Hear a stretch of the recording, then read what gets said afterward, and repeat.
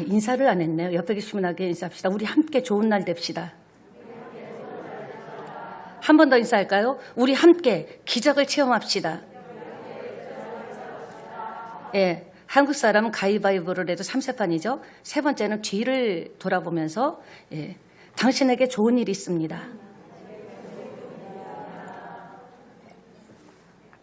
하나님이 지키신다라는 제목으로 은혜 나누길 원합니다. 동물들을 보면 간혹 사람을 향해서 공격적인 모습을 보일 때가 있습니다. 아주 강아지, 작은 강아지도 왜 그럴까요? 두려움 때문이라고 합니다. 왜냐하면은 아주 여리여리한 강아지도 자기 밥그릇 뺏길까 봐. 그래서 먹을 때, 개는 먹을 때 건드리지 않는다 그러죠. 그러니까 자기 것을 뺏길까 봐 두려움 때문에 사나워진다라는 거죠. 즉 두려움이 생기면 공격하게 된다라는 거예요. 우리가 볼 때는 두려움이 생기면 숨을 것 같지만 양면이 있죠. 사람이건 동물이건 두려울 때 공격한다라는 겁니다. 그런데 동물뿐만 아니라 우리 사람에게 또 영적인 세계에서도 마찬가지죠. 우리가 두려워하면 공격을 당할 수 있다는 겁니다. 내게 위험이 되고 두려운 존재가 딱 나타나면요. 사람은요. 이렇게 긴장하게 돼요. 라이벌 의식을 느끼기도 하고 저 사람 때문에 내가 진급하지 못하는 것 아닌가. 뛰어난 사람이 나타나면 공격적인 모습을 보이게 됩니다. 왜냐? 욥을 보면요. 욥이 하나님께 주목받게 되자 어떻게 됐습니까? 마귀가 욥을 공격하기 시작했습니다. 주목받기 전에는 공격하지 않았습니다. 사탄은요. 말씀대로 살려는 사람을 반드시 표적 1호로 삼습니다. 믿음으로 살려고 하면 여러 가지 이상한 일들이 일어나는 것 경험하지 않으셨습니까? 내가 좀 믿음 충만, 성령 충만하면 반드시 사단의 표적이 될 수 있다는 거예요. 왜? 우리가 잘 되는 꼴을 못 보니까. 하나님은 그러나 사단이 자기 백성을 이렇게 망치도록 방치하지 않고 지켜주신다는 겁니다. 여러분, 다윗은요, 하나님의 마음에 합한 사람이 돼서 하나님이 기뻐하시는 주목하는 사람으로 등장합니다.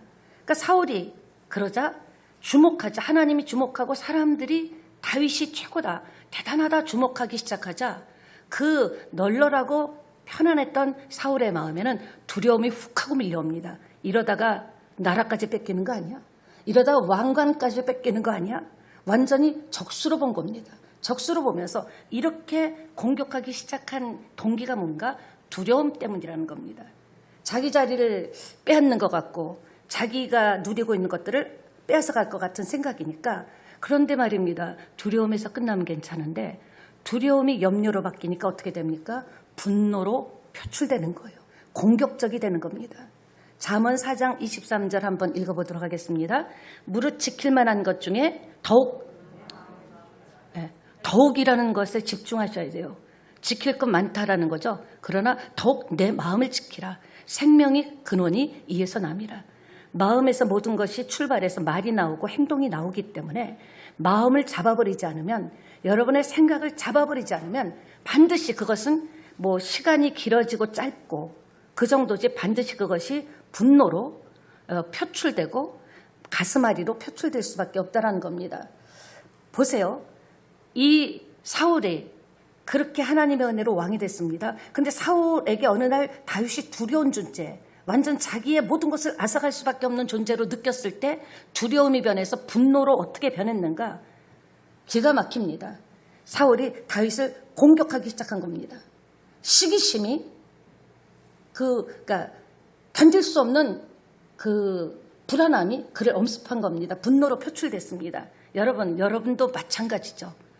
사울이 분노로 표출된 그날 이후로 사울의 인생은 완전히 생애는 엉뚱한 방향으로 흘러간 것입니다. 그렇지 않았더라면, 거기서 마음을 다스렸더라면, 생각을 잡아버렸더라면 그는 이스라엘 초대 왕으로서 하나님이 인정하고 기름 부으신 왕이잖아요. 얼마든지 하나님 앞에 귀하게 쓰임받을 수 있었는데 그날, 다윗을 표적으로 삼은 그날, 죽이려고 결단한 그날 이후에 그의 삶은 완전히 엉뚱한 방향으로 흘러갔다라는 겁니다. 여러분에게도 그날이 있으십니까? 만약에 아직도 놓지 못하는, 나는 다른 건 몰라도 그날만큼은 절대로 용서할 수 없어, 그날의 내 굴욕, 그날에 내가 당한 억울함은 절대로 잊을 수 없어. 그 마음을 내려놓지 않는다면 하나님이 여러분을 위해서 예비하신 생애가 흘러가다가 전혀 엉뚱한 방향으로 나머지 인생을 투덜이로 사는 거예요. 그냥 한숨으로 사는 겁니다. 미움으로 사는 거예요. 웃을 일이 하나도 없이 여러분의 인생이 하나님이 세팅한 대로 살지 못하고 분노가 계속 표출되고 용서하지 못하고 너 죽이겠다고 하는 순간부터 내가 죽는 겁니다.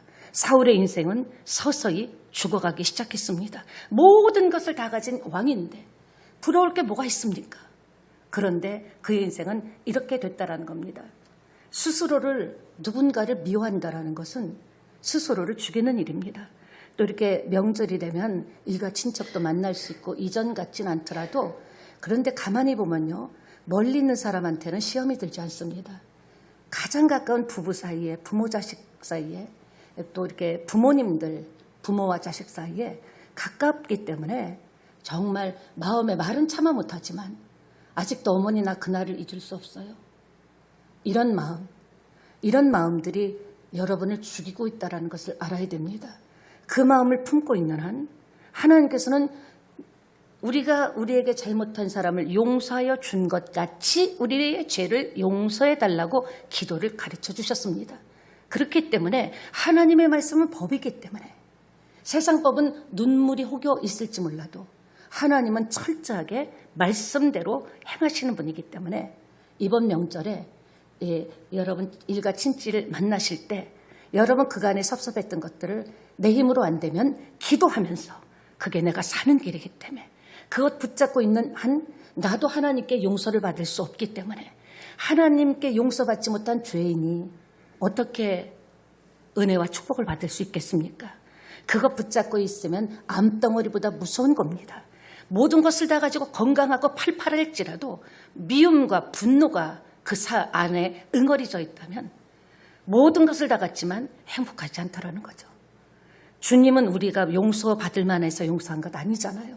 그래서 여러분이 친지들 만날 때 미리 오늘 교회에서 결단하시고 그리고 여러분이 말씀대로 순종하신다면 여러분 삶은 훨씬 아름다워지고 풍성해지고 부드러워지리라고 저는 확신합니다. 그러니까 내가 누군가를 원수로 생각하면 내가 나를 자해하는 거예요. 내가 볼 때는 분하니까 욕이라도 해야지. 분하니까 내가 소리라도 질러야지 하지만 그것이 칼이 돼서 나를 찌르는 거예요. 왜? 그 사람은 내가 그렇게 힘든지 모른다니까요. 그 시간에 벌써 다 잊어버리고 그런 일이 있었어 그러는데 나만 그것을 5년, 10년, 20년을 마음에 묻고 죽어도 눈을 감을 수 없다고 소천하시는 분들도 있더라고요. 짧은 인생, 여러분 그 마음에 섭섭한 것들 하나님이 갚아주십니다. 여러분이 억울한 것들, 정말 당하지 않을 정말 모욕을 당했던 것들 내가 내려놓으면 하나님이 그곳에 하나님의 사랑과 은혜로 그래 내려놓을 때 힘들었지, 용서할 때 힘들었지, 그 사건 때문에 그 사람 때문에 얼마나 많은 갈등과 눈물을 흘리고 지금까지도 힘들 수 있는데 잘 내려놨다. 말씀에 따라서 내가 축복하리라 하면서 하나님께서는 여러분에게 은혜와 축복을 주실 줄 믿습니다. 아멘. 추석이라 말씀드립니다. 오늘 보세요. 우리 추석을 생각할 때마다 저는 하나님 앞에 갈 날을 이렇게 바라봅니다. 얼마나 여러분을 사랑하시면 서울에 있는 김병준 청년을 불러갖고 베이스 기타를 치게 했겠습니까? 옆에 계십니다. 인사합시다. 좋은 날입니다.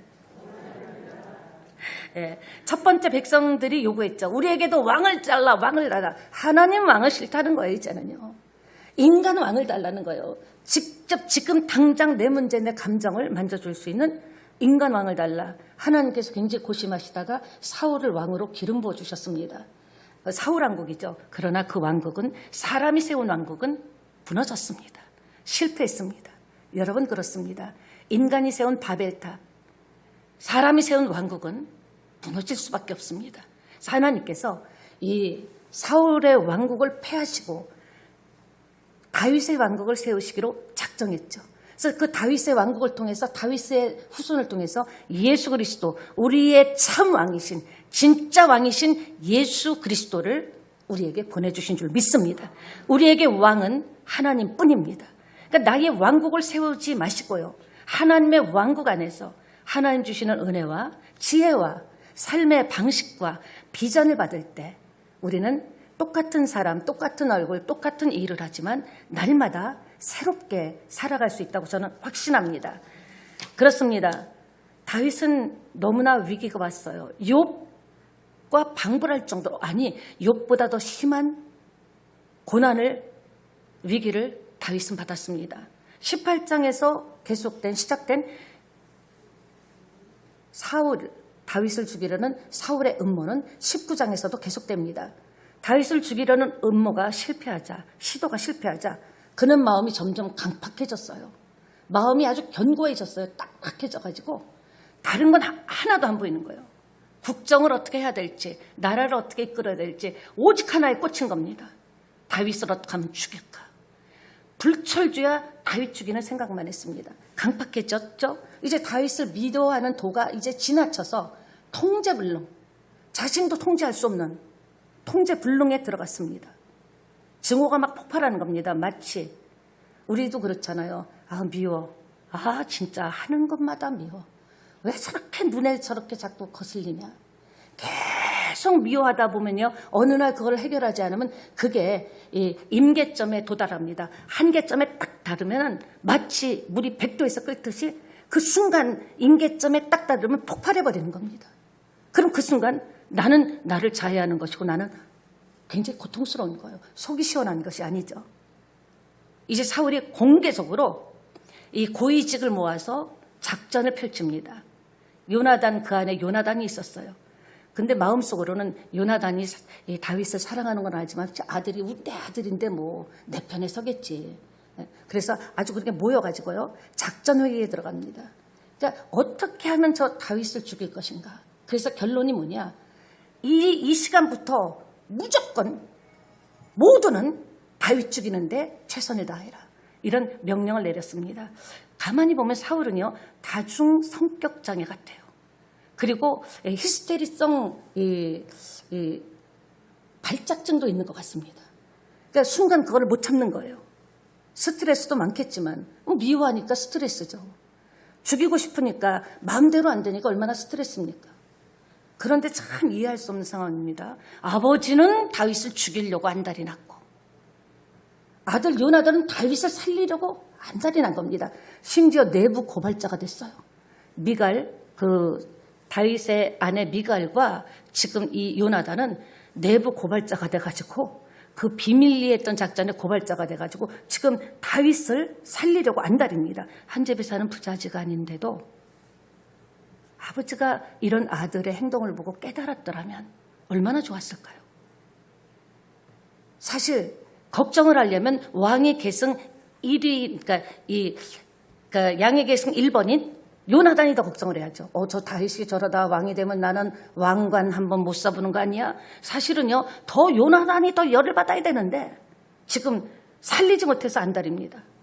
요나단은 다윗을 살리려고 큰맘 먹고 아버지한테 갑니다. 아버지요, 아니 어째요 다윗을 죽이려고 합니까? 그가 한 일을 한번 생각해 보세요. 그가 나라를 위기에서 건졌고 블레셋을 쳤고 골리앗을 죽였고 이 모두가 아버지와 이 나라를 위해서 한 일인데 그를 죽이면 안 됩니다. 그거는 범죄라고 생각합니다 하면서 결단하면서 아버지에게 직언을 했습니다. 요나단은 알고 있었죠. 다윗을 죽이려는 게 죄인줄. 그런데 사울은요 전혀 죄의식이 없었습니다. 사람이 한 번요 나쁜 길로 빠지면 죄책감이 악한 영이 틈타면요 죄의식과 죄책감이 무뎌집니다. 뭐 이 정도면 아무리 예수 믿어도 내가 아무리 직분이 있어도 그래도 할 말은 해야지. 아이고 내가 뭐 성질이 없어 하면서 우리가 그렇게 얘기할 수 있다는 거죠. 요나단은 지금 아버지를 계속 읽어줍니다. 아버지에게 손합니다. 앞으로도 아버지 전쟁이 일어날 텐데 누가 나가서 싸우겠습니까? 지금 전쟁에 완전 중심에 서 있는데 살려주십시다 그랬더니 하는 말이 가만히 듣고 보니까 맞거든요. 그래 살려주겠다. 그런데 웬일입니까? 전쟁 또 나갔습니다. 거기서 이기고 사람들이 막 다윗을 환호성하자 살려주겠다는 말이 입에 침도 마르기 전에 그런 다시 부르르 떨면서요. 마음이 돌변한 겁니다. 이 이유는 뭡니까? 무서운 질투심과 맹렬한 분노였다라는 거죠. 다윗은 모든 전쟁에 그래서 다윗을 다 내봅니다. 왜냐? 자기가 살리겠다고 했는데 자기가 죽이면 또 이건 또 안 맞으니까 어느 전쟁이든지 모든 전쟁에 내보내서 내가 죽인 거 아니다. 그렇게 머리뼈까지 쓴 거예요. 전쟁에서 죽이려고 전쟁이라는 전쟁에는 다 보내는데도 살해 의도를 드러냈는데도 죽지를 않는 겁니다. 사울이 느닷없이 어느 날 다윗이 수금을 타는데 다윗은 참 예술가이기도 하고 참 정말 대단한 정치가이기도 하고 군인이기도 하고 대단합니다. 팔색조예요.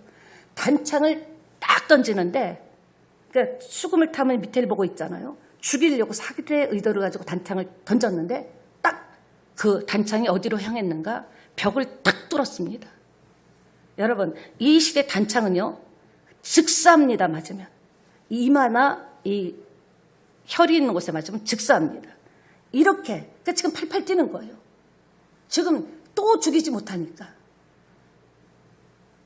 여러분 사람들은요 흔히 멀리 있는 관계에 대해서는 용서가 쉬워요. 안 보이니까. 근데 날마다 봐야 되는 사람을 보면 용서됐다가도 불쑥 올라오는 거예요. 인간이기 때문에 훅 하고 어느 날 갑자기 훅 하고 올라오면 밥 먹는 것도 비기 싫고 뒤통수도 비기 싫고 옆에 앉아 숨 쉬는 것도 싫고 모든 게 싫은 거예요. 그래서 가까운 사람하고 관계를 잘 해놓지 않으면 그 인생은 불행합니다. 보세요. 다른 교회 성도하고는요 그렇게 얽매일 일이 없어요. 만나면 한 번 보니까 꼭 보면요 원수가 집안 안에 있다고 다른 신랑한테는요 밥 먹는 입도 밉다 그러지 않습니다. 내 신랑한테는 어느 날 보면 밥 먹는 입도 미운 거예요. 모든 게 하나하나 마땅치 않고. 그러니까 가까이 있는 사람이 상처받기 쉽다라는 거죠. 무슨 말입니까? 저도 이걸 이렇게 놓치지 않으려고 하는데 매일 보는 사람에게 더 잘해야 되는 거예요. 매일 보는 사람을 더 존중해야 되는 거예요. 친하니까 아무 말이나 막 하고 아닙니다. 왜 그 사람하고 죽을 때까지 봐야 된다면요. 모든 힘과 정성을 그 사람에게 쏟을 때 행복한 거예요. 정말 편안한 거예요. 그래서 여러분 먼데 있는 사람은 공격해도 나에게 그 공격이 크게 다가오지 않습니다. 근데 아침에 공격받고 저녁에 보려면 괴롭죠. 직장에서 보려면 골 아프죠. 그렇기 때문에 내가 맺힌 것을 풀어야 내 인생이 풀린다라는 거예요. 영원히 사는 것도 아닌데 냅둬버려. 강의했잖아요. 냅둬버려요. 다시 한번 해봅시다. 좀 세게. 냅둬버려. 뭐라 그러든지 말든지 뭐 하라고요? 냅둬버리는 거예요. 그럴 때 그것이 내 인생에 피가 되고 살이 되고 얼굴이 뽀얗게 살아나고 남자분들 어디 나가서 어깨가 펴질 줄 믿습니다. 그냥 냅둬버려요. 다윗의 심정이 어땠을까요? 정말 잘해주고 뺨 맞는 격입니다. 다윗은 진짜 순수하게 했는데. 근데 다윗은 다릅니다. 다르죠? 오히려 사울을 도와주고 사울을 위해서 목숨까지 바친 거예요. 악신 들린 병을 고쳐줬죠. 수금으로 악신을 쫓아냈죠. 골리앗이 공격하려 할 때 죽기 일보 직전에 왕을 칠 것 아닙니까? 그때 나가서 골리앗을 쳐 죽였죠. 와, 블레셋을 이기게 했던 장본인입니다. 그리고 그는요 모든 일을 지혜롭게 했어요. 맡은 일에 정말 최선을 다했어요. 하루하루에 잘 처리해서 모든 것들이 사울이 잘 될 수 있도록 도움을 줬는데 어느 날 그것이 잘하는 것이 또 사울에게는 두려움으로 온 겁니다. 아, 행정하는 거 보니까 곧 나를 밀어내겠구나. 이런 두려움이 와가지고 다윗 죽이려고 혈안이 돼 있는 겁니다. 사울이 다윗을 향한 마음이 미움이 아니라 다른 선택을 했더라면 사울은 어떻게 됐을까요? 아, 이런 귀한 인재를 보내주신 하나님 감사합니다. 제가 부족한 것이 많은데 이렇게 귀한 인재를 어디 하나 입댈 데 없는 인재를 보내주셔서 감사합니다 했더라면 사울의 인생은 어떻게 됐을까요? 오늘 여러분의 인생도 마찬가지입니다. 마찬가지입니다. 때로는 우리도 그런 일을 만날 때가 있습니다. 기도하고 있는데 믿음을 지키고 있는데 문제가 자꾸 터지는 거예요.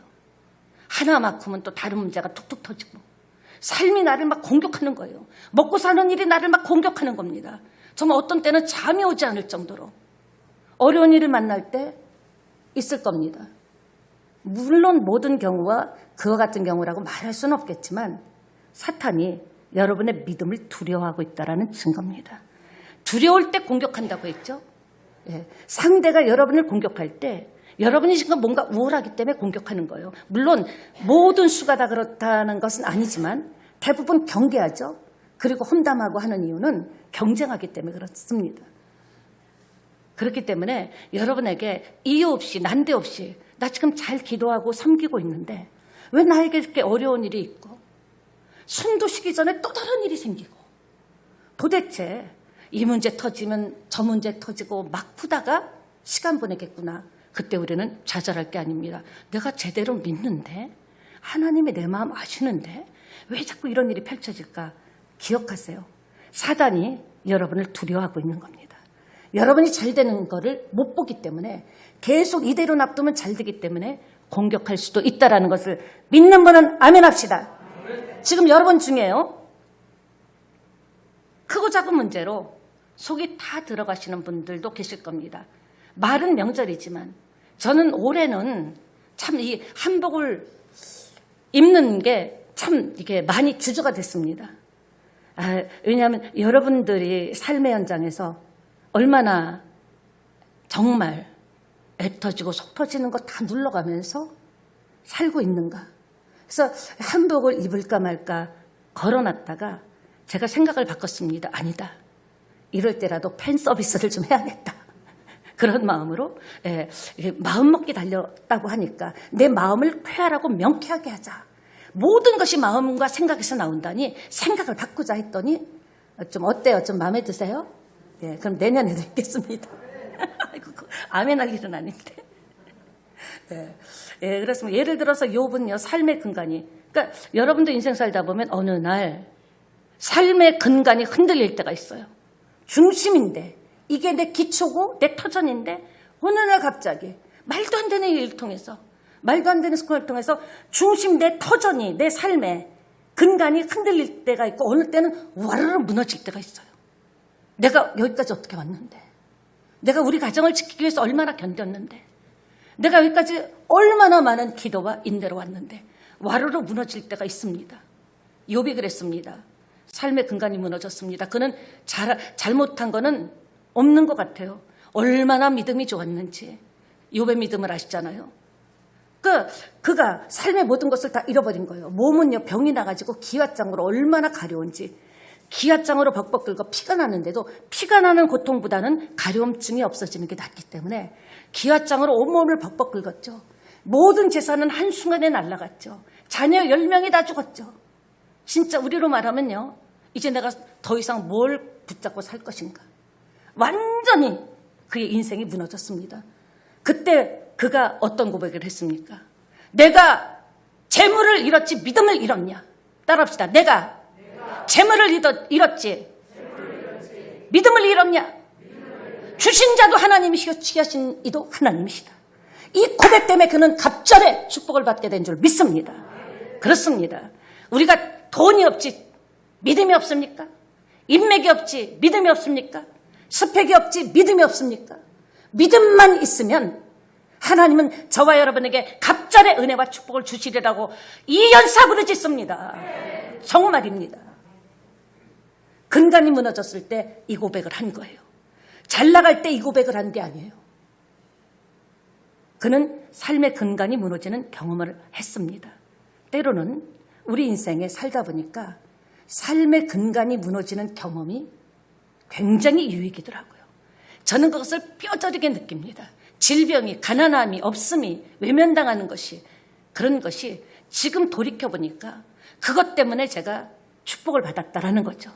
그래서 고난당한 것이 어차피 당할 고난이라면 다윗과 같이, 욥과 같이 믿음으로 반응할 때 하나님께서 보좌에서 벌떡 일어나셔서 세상에 대한민국에서 이런 믿음을 보지 못했는데, 이런 사람을 내가 찾고 있었는데 바로 새찬양교회 답시다. 나다. 예, 여러분이 되시기를 축원합니다. 축원합니다. 축원합니다. 그렇습니다. 다윗의 주제가가 뭡니까? 사울은 천천히요, 다윗은 만만이다.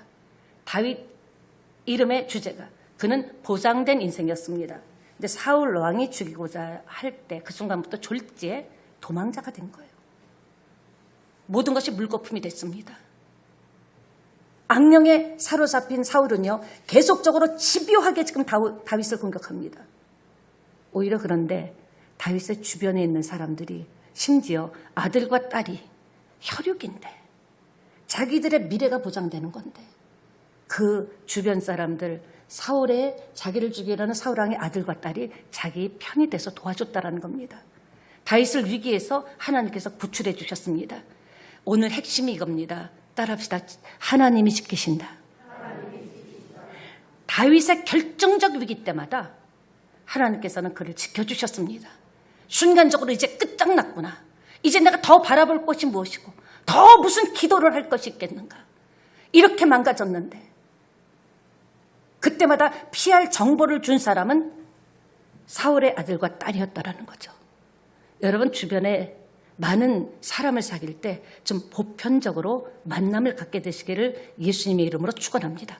하나님은 때를 따라서는 나와 아무 상관도 없고 정말 머리로 생각할 때는 나를 공격할 만한 사람을 통해서도 여러분을 지켜주신다라는 거예요. 그러니까 두루두루 따라합시다. 예수 이름으로 좋은 게 좋은 거다. 네, 우리 인생이요. 여러분 오늘까지 사시면서 그때 정말 죽을 뻔했어. 와, 그때 내가 넘어가지 않았으면 난 지금 아마 없을걸? 하는 경험이 있으십니까? 언제였습니까? 죽을 뻔했던 경험이요. 죽을 뻔한 곳에서 도움을 받았다면 여러분 마음이 어떨까요? 내가 죽을 뻔했는데 도움을 받았다면 사실 저뿐이겠습니까? 여러분도 죽을 뻔한 일들이 많이 있었을 겁니다. 아니 죽고 싶었던 적도 있었을 겁니다. 죽는 게 낫지 한 적도 있었을 겁니다. 그렇지만 어떻게 보면 인생은요 널빤지 위에 있는 공과 같아요. 우리 인생이라는 것이 널빤지의 공, 그러니까 이렇게 흔들리죠.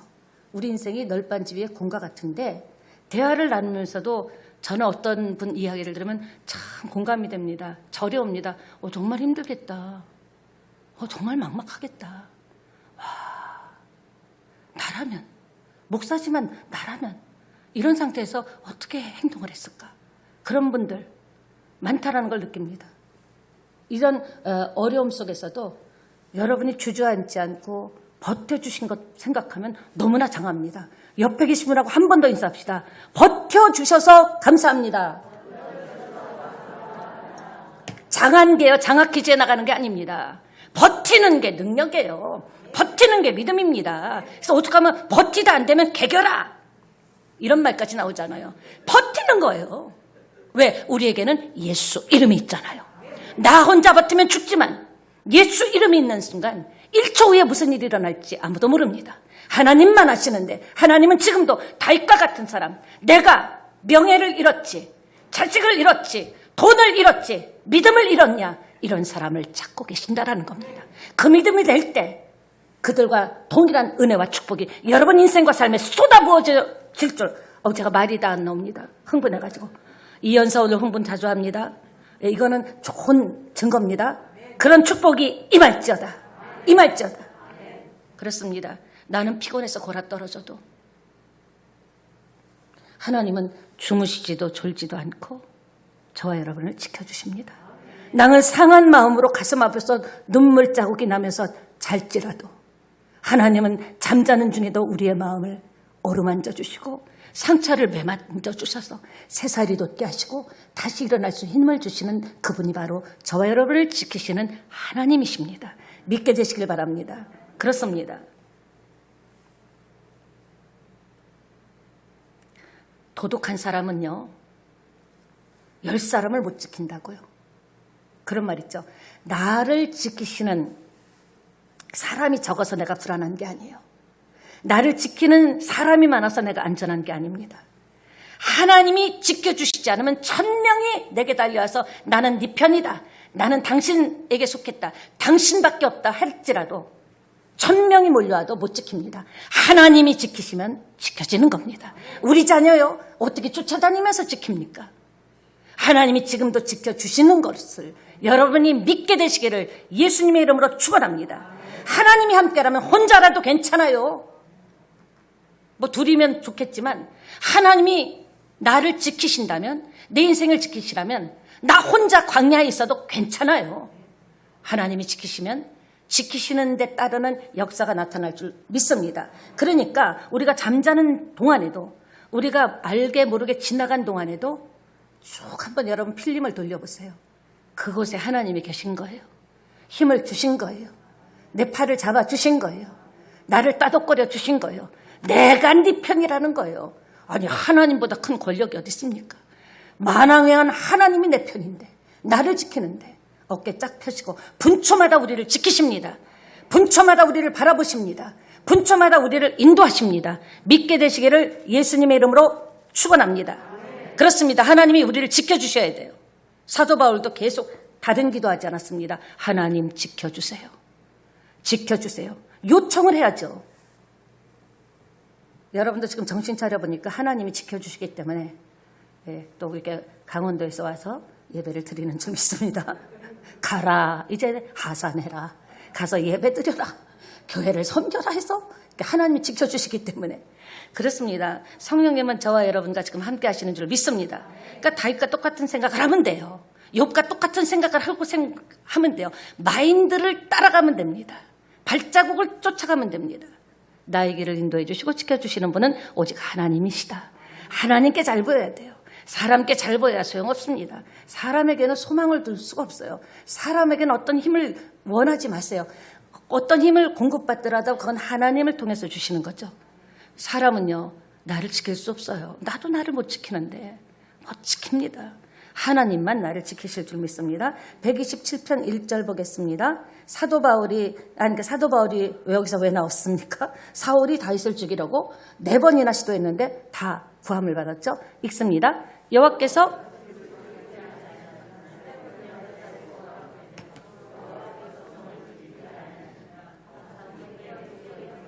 하나님이 지켜주셔야 된다는 거예요.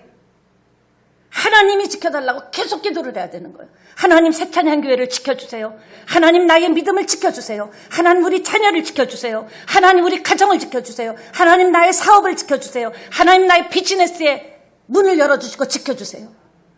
직장에서도 하나님 나를 지켜주세요. 지켜달라는 기도를 할 때 하나님께서 지켜줄 수 믿습니다. 여러분 말씀을 마칩니다. 우리 인생 가운데서 살다 보면 내 믿음도 그렇지만 내 인생의 내 삶의 근간이 흔들리고 있어서 두려운 분이 있을 겁니다. 흔들리고 막 정신이 없어서 때로는 겁이 나는 분도 계실 겁니다. 아침에 일어나서 그렇다면 내일부터 아침에 딱 일어나면 따라합시다. 오른손을 한번 이렇게 좀 떨어봅시다. 하나님이 나를 지키신다. 우리 세 번 합니다. 시작. 하나님이 나를 지키신다. 하나님이 나를 지키신다. 하나님이 나를 지키신다. 사업장이나 직장이나 여러분 삶의 터전에 나갈 때 아침에 눈 딱 떠서 나가기 전에 30번을 외치고 그리고 그 믿음으로 나가서 여러분 삶의 현장에서 일하시든지 사람을 만나든지 하나님이 지키시고 역사하는 역사가 일어날 줄 믿습니다. 네가 그렇게 내가 너를 지키는 것을 믿느냐? 네 믿음대로 되고 믿는 대로 될지어다. 내가 너를 지켜주리라. 하나님이 지키시는 인생은 지금은 좀 빈궁할지 몰라도 부족할지 몰라도 지금은 부족한 게 내 인생에 하자가 많다 생각할지 몰라도 하나님이 지키시면요. 그 인생은 됩니다. 네. 그대로 믿고 사시기를 바랍니다. 반드시 30번을 크게 외치고 여러분이 그 믿음으로 나갈 때 여러분의 인생은 여러분은 달라지는 것을 자신이 체험하게 될 줄 믿습니다. 여러분 신앙은 마라톤 같다고 생각합니다. 어떻게 신앙을 내가 죽을 때까지 어떻게 다 지키겠습니까? 매일매일 어떻게 그것을 계속 지켜나가겠습니까? 처음부터 42.19km를 195km를 어떻게 나는 마라톤 할 거야. 어떻게 달릴 수가 있습니까? 어떻게 해야 됩니까? 오늘 1km만 더 뛰자 이러면 돼요. 그래 오늘 또 왔는데 그래 오늘 내가 어떻게 1km만 더 뛰어보자. 또 그 다음 날은 그래 오늘 1km의 믿음만 더 나가보자. 이렇게 여러분이 결단한다면 여러분 삶에 하루하루 그 믿음으로 살아서 믿음에 따르는 역사와 표적이 일어날 줄 믿습니다. 예, 이제 말씀을 마쳤습니다. 찬양하시고 하나님 우리를 지키시는 자라는 것 꼭 믿고요. 그리고 이 메시지를 꼭 여러분에게 부탁드립니다. 꼭 유튜브를 통해서 꼭 다시 보세요. 이 시간에 못 들었던 전혀 뜻밖의 메시지가 하나님의 음성을 통해서 여러분에게 전달됩니다. 들을수록 믿음은 들음에서 나기 때문에 뭘 듣느냐, 세상 소리를 듣는 거 아니에요. 인터넷 네이버 듣는 게 아니에요. 하나님의 말씀을 들을 때 믿음이 생기기 때문에 꼭 유튜브로 다시 들은다면 여러분 삶에 놀라운 변화가 더 일어날 줄 믿습니다. 찬양하고 나라와 민족을 위해서 기도하시고요. 여러분을 위해서 기도하시기 바랍니다. 이제 연휴가 됐죠. 믿지 않는 분들하고도 만나야 되기 때문에 하나님 그 나의 믿음을 지켜주세요. 하나님 나를 붙잡아 주셔서 어떤 상황과 환경에서도 믿음 빼앗기지 않게 해달라고 기도해 주시고 여러분 가지고 나온 문제를 놓고 개인 기도하겠습니다. 찬양하겠습니다.